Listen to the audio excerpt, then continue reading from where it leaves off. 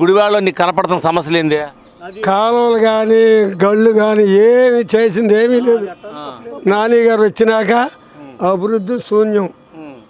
ఏమిలో ఆయన సంపాదించుకుంటాకే అంత తప్ప పతల గురించి ఏమి ఆలోచించలే. ఆయన 20 ఏళ్ళు మరి గెలిచాడే కదా. గెలిచాడే. అంతకితం నేను పసపక్షంలో ఉన్నాను, నా గవర్నమెంట్ లేదు, నేను చేస్తాక అన్నాడు.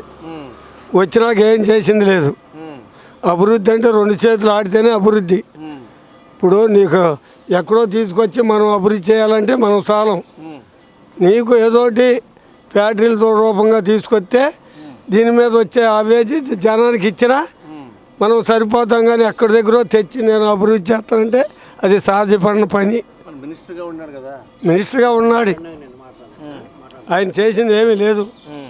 ఇవాళ కాలగొట్టుకెళ్తే గుర్రడెక్కు కూడా ముందు కొట్టిన సమస్య లేదు. అది ఏమి చేయలేదు సార్. మా ఊళ్ళో శ్మశానం కూడా లేదు, కట్టించింది లేదు. వెనుకల రామగారు ఒక ఆయన, మరి ఇక్కడ పాత 20 ఏళ్ళ నుంచి ఏం చేయలేదు అంటున్నారు. నాన్నగారు ఉన్నారు, మరి అభివృద్ధి కావాలంటే ఈసారి ఎవరు తోతున్నారు? వెనుకల రాము గారు కాలువలు కానీ బోధులు కానీ ఆయన సొంత డబ్బుతో పెట్టి ఊళ్ళు తవ్విస్తున్నాడు. ఎక్కడైనా సరే మొక్క లోతులు నీళ్ళు వెళ్ళి తుఫానికి వచ్చిన ఏదైనా ముందు ఉంటున్నాడు. ఇప్పుడు ప్రజెంట్ ఏ ఊళ్ళో అయినా సరే ఆయన సహకారం చూపిస్తున్నాడు జనానికి. ఇప్పుడు పవన్ కళ్యాణ్ చంద్రబాబు కలిసి వచ్చారు కదా, అది ఎట్లా ఉంటుంది అంటారు ప్రభావం? ఎట్లా ఉంటుందంటే బాగానే ఉంటుంది. ఇద్దరు కదిలిక బాగానే ఉంది.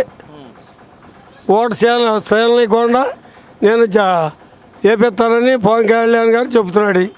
అదే ఊపి మీద ఉంది జనానికి. ఇప్పుడు రాము గారు వచ్చి గుడివాడని సడన్గా అభివృద్ధి చేస్తారు, మీకు నమ్మకం ఉందా? ఉందండి, చేయగలడు. చేస్తాడు ఈయన. ముందే తలదూరు చేదోడు చేస్తున్నాడు. ఎవరైనా చచ్చిపోతే ఎమ్మటే డబ్బు పేమెంట్గా ఇచ్చేస్తున్నాడు. ఏదైనా ఎమ్మటే ఏదైనా జరిగినా ముందు ఆపతంలో ముందు 1,00,000 కానీ 1,50,000 కానీ ముందే ఇస్తున్నాడు. డబ్బుల్లో ముందు ఉన్నాడు ఆయన ప్రజెంట్గా. చెప్పలేదంటే ఇప్పుడు ఎన్నికలు కూడా ఉందిగా, అందువల్ల ఆగిపోయింది. అది జరిగింది. వాళ్ళ మట్టిగా ఆయన మిషన్లు పెట్టి ఏ ఊరైనా సరే మొత్తం నేను ఉప్పు అమ్ముతా, వాళ్ళ పని అభివృద్ధి కనపడుతుంది. ఎన్నికల రాంబోది సంక్షేమ పథకాలు ఇస్తున్నాం కాబట్టి మరి అభివృద్ధి లేకపోతే పర్లేదంటారా? సంక్షేమం అంటే రెండు కళ్ళు. సంక్షేమం అంటే ఒక సంక్షేమం తీసుకొస్తే పని జరగదు.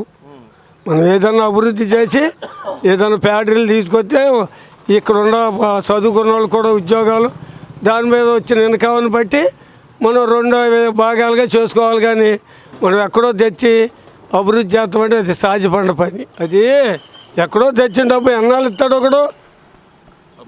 మన చేతిలో నుంచి వచ్చేది ఉంటే దాన్ని బట్టి చేయొచ్చు, తప్పు లేదు. అంతేగాని అట్లా జరగదు.